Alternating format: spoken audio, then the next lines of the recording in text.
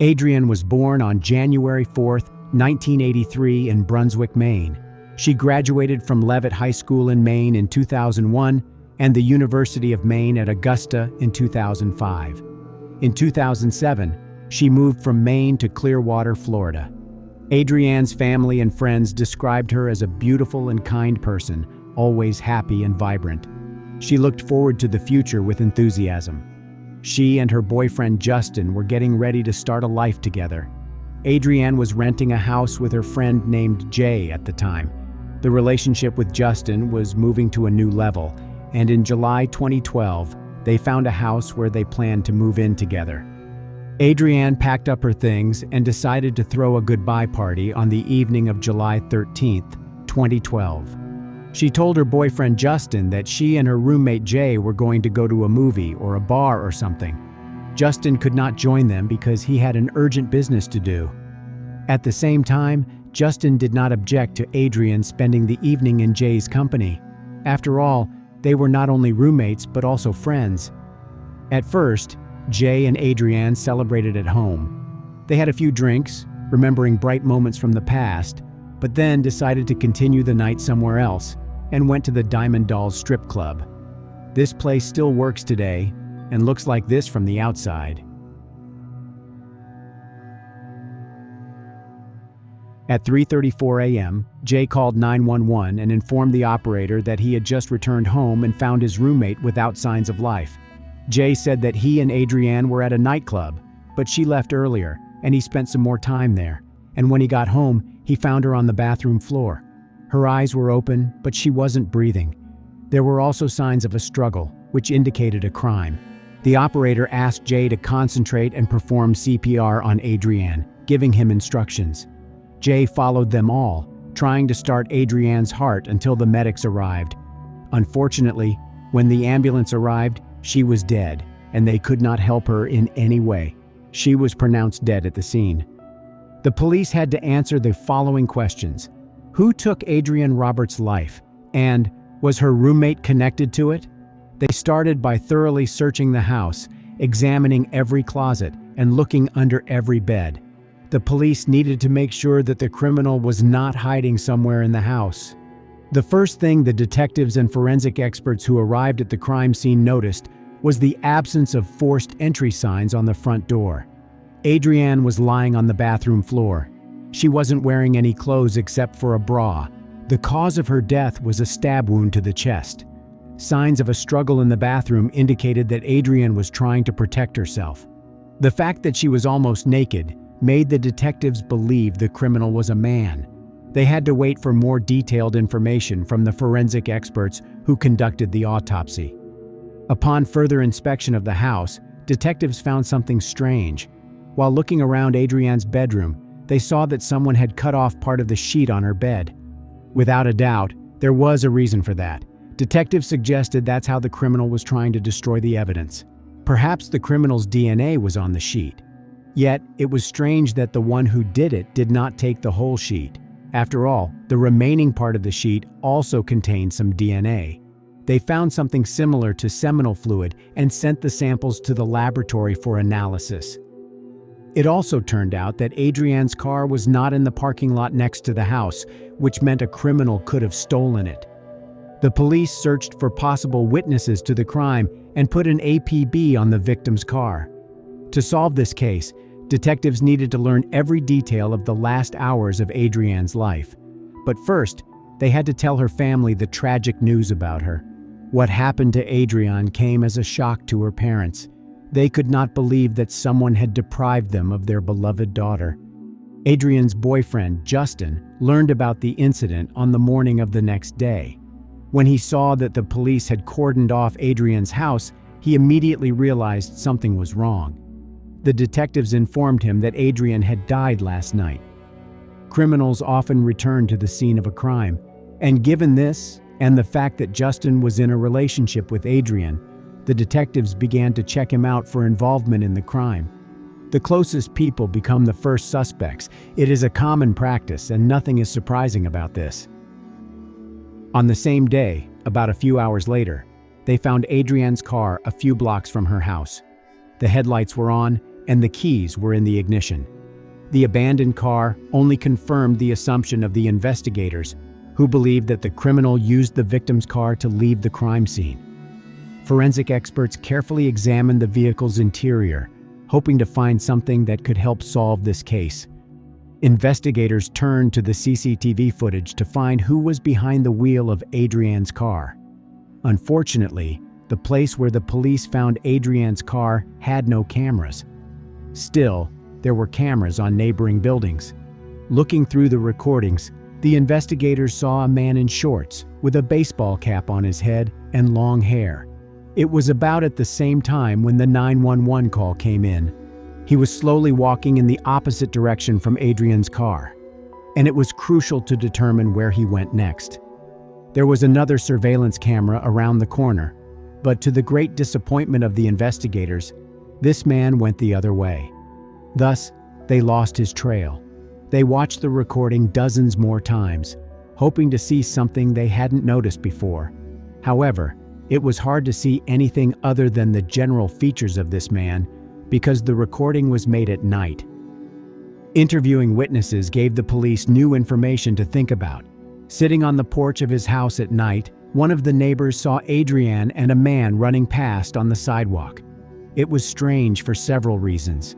Firstly, it was late at night, and secondly, it didn't seem like they went for a run. Adrianne was wearing a dress, not sportswear. Moreover, she was holding shoes in her hand. The man who was running after her wasn't in sportswear either, but at the same time, it didn't look like stalking because Adrianne wasn't screaming or calling for help. Therefore, the neighbor did not attach much importance to what he saw.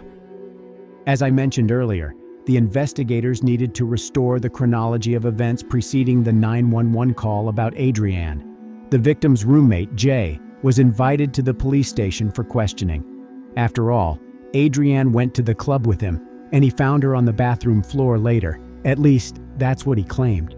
During a conversation with the detective, Jay said he and Adrianne had a few drinks at home and then went to Diamond Dolls. They used to go there when they wanted to relax and get away from everyday problems.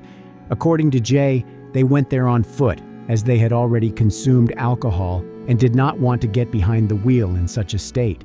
Therefore, the police decided to focus on Diamond Dolls, as visitors with a dubious reputation often come to such places.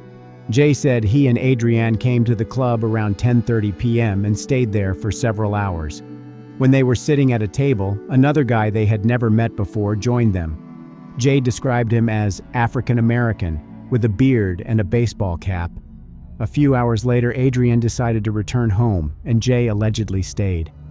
After Adrianne left, he noticed the guy sitting at the table with them had also left. Trying to verify Jay's testimony and find new clues, the investigators went to Diamond Dolls. They did not doubt that the club had surveillance cameras that would allow them to determine whether Jay was telling the truth or whether he had something to hide. The wide viewing angle camera aimed at the road recorded everyone who came to the club and left it that evening. Looking through the footage, the investigators found the moment Jay and Adrianne appeared at the club. They were calm and nothing unusual was happening.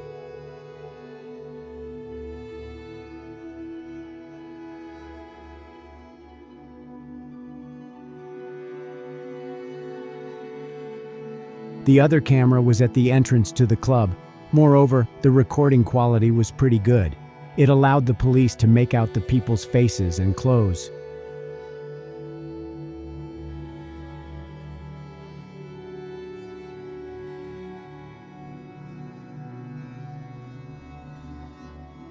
The CCTV footage confirmed Jay's testimony. He left the club alone at 2:53 a.m. He went outside, crossed the parking lot, and walked towards his house.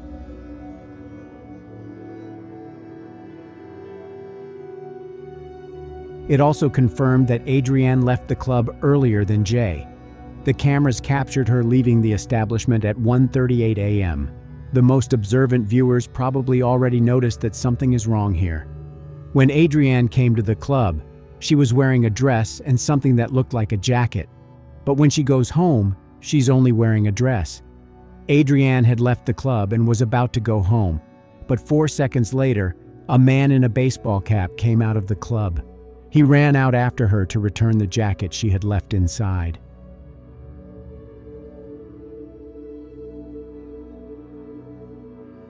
After he handed the jacket to Adrianne, they seemed to be talking about something. We will never know what they were talking about at that moment. However, instead of returning to the club, this man followed along with Adrianne. After leaving the parking lot, they turned right.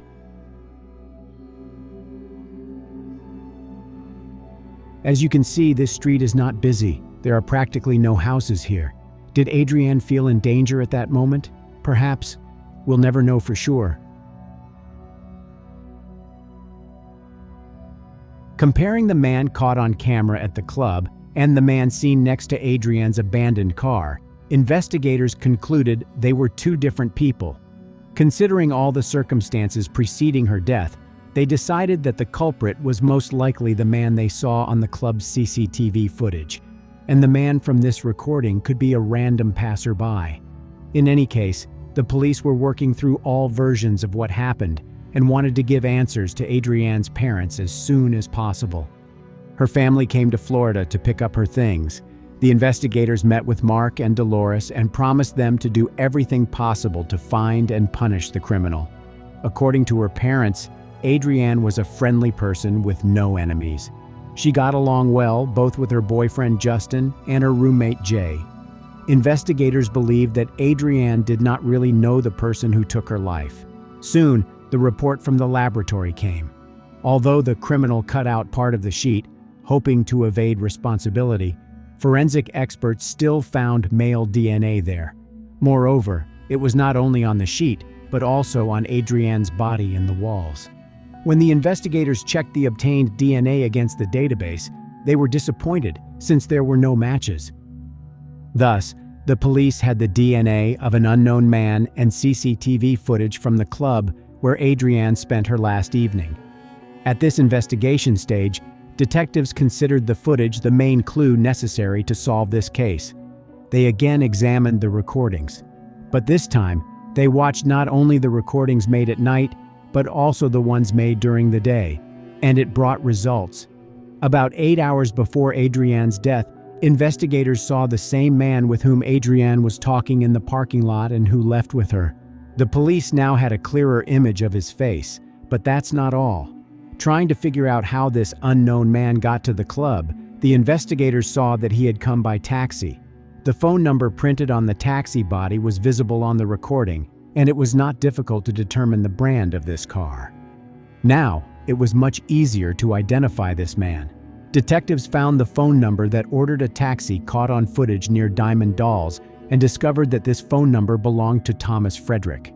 Comparing his photo on the driver's license with the image of the man on the CCTV footage, the detectives realized it was the same person. Now, Thomas Frederick has become the main suspect in this case. The police needed irrefutable evidence to arrest him. The recordings from the cameras alone were not enough. Hence, they secretly watched Frederick. The police were afraid to scare him off and decided to get his DNA without his knowledge. The officers watched him for a week and a half, waiting for the right moment. They followed him to work. They watched him at his house all night. They were always there, patiently waiting for him to give them something. And it brought results. One day, Frederick threw a cigarette butt on the road. They picked up this cigarette butt and sent it to the laboratory for DNA analysis. It was necessary to find out whether Thomas Frederick was the person who left traces in the house of Adrianne Robert. While waiting for the results of the tests, police officers continued secretly watching him because they feared he would leave the state. Soon after, a report everyone was waiting for so much came from the laboratory. The conclusion that the experts made wasn't surprising. The DNA on the sheet, on the walls in the house, and Adrianne's body belonged to Thomas Frederick. After receiving this information, police officers arrested him and brought him to the police station. During the interrogation, the man said he often goes to different clubs and bars and almost always makes new acquaintances there. When the police showed him a picture of Adrianne Robert, he said he met her at Diamond Dolls. Adrianne allegedly treated him to a drink and then they danced and chatted. According to Frederick, he went to work after the club. But the CCTV footage refuted his words. It showed that he had left with Adrianne. When the detectives pointed out this inconsistency, he said that he and Adrianne walked together to the end of the street and then went in different directions. Sounds convenient, right? Especially when it is said by a person who may face life imprisonment. When asked if he had ever been to Adrianne's house, Frederick replied he did not remember because he had drunk too much. Thus, he began to refute his own words. Or perhaps Frederick miraculously had only a few memories about that night. He remembered they had reached the end of the street and then parted in different directions. The man remembered going to work after the club, but he somehow didn't remember being at Adrianne's house. The investigators knew he was lying because they had a witness who saw Adrianne running barefoot, holding her shoes in her hands, and this man ran after her. When they mentioned this to Frederick, he said that Adrianne asked to walk her home, and then she said she needed to hurry up. She took off her shoes and ran. According to the man, he had no choice but to run with her. He claimed he did not pursue her, he kept her company. At some point, the detectives got tired of listening to his constantly changing stories and accused him of attacking Adrianne. They informed him that his DNA was on the sheet, Adrianne's body, and many other things in her house. When Frederick realized that he would not be able to get away with it, he tried to convince everyone he was acting out of self-defense. Now, his memory has returned. He said he and Adrianne came to her house, where they had consensual intercourse. After that, Adrianne felt sick, and they went to the bathroom where she threw up. Next, they started fighting. At some point, Adrianne pulled out a knife, threatened him, and attempted to injure him. He exercised his right to self-defense, which ended with Adrianne dying. Allegedly, Frederick panicked and did not know what to do. He decided not to call 911. Instead, he ran away because he understood they would blame him for the woman's death. The police charged Thomas Frederick with first-degree deprivation of life. In January 2014, he appeared in court. During the trial, the prosecutor presented his version of what happened that night. Adrianne and Jay drank some alcohol at home and then went to Diamond Dolls in a good mood. There, Thomas Frederick sat down at a table with them. The man seemed to them quite an ordinary person. They were chatting casually and just relaxing. The next day, Adrianne had to move her things to her and Justin's new house, and she decided to leave earlier, while Jay decided to stay at the club. Frederick decided to take advantage of this situation and followed her. She didn't want him to accompany her and tried to run away from him, but she couldn't. He chased her all the way home, and when she went inside, he broke in, took a knife from the kitchen, and did what he went after Adrianne for. According to the prosecutor, the injuries on her body indicated that the intercourse with Frederick was not consensual. After that, he decided to end Adrianne's life because she could report him to the police. He tried to cover his tracks and cut out the part of the sheet on which his seminal fluid remained. However, it didn't prevent the police from finding the criminal's DNA. After all, it was on many other places, including Adrianne's body. Then he took her car keys, drove a few blocks, and abandoned the car. Adrianne's parents left the courtroom during the medical examiner's statement. "I didn't want to hear that," Mark Roberts said. "That doesn't bring her back, and I didn't want to know what she went through. From what I gather, she fought very hard." Life without their daughter has been a struggle for Mark and Dolores Robert. "It's definitely going to still take a while for us because we just lost the most precious thing in our lives," he said. "We'll get back on our feet because that would be something that Adrianne would want. And it's going to take a little while, but yeah, we're going to get there." Thomas Frederick's defense tried to make Adrianne look bad. At the trial, his lawyer said Adrianne invited Frederick to her home to have consensual intercourse with him. This version has no basis and may be just an attempt of the perpetrator to justify his appearance in the victim's house. The undeniable fact is the presence of DNA, which points to only one person. Frederick's defense also tried to convince the jury that he acted in self-defense. She did sustain a stab wound as he was fighting her off, his lawyer said. An attempt to convince the jury it was self-defense failed. The jury found Thomas Frederick guilty of first-degree life deprivation and stealing Adrianne's car.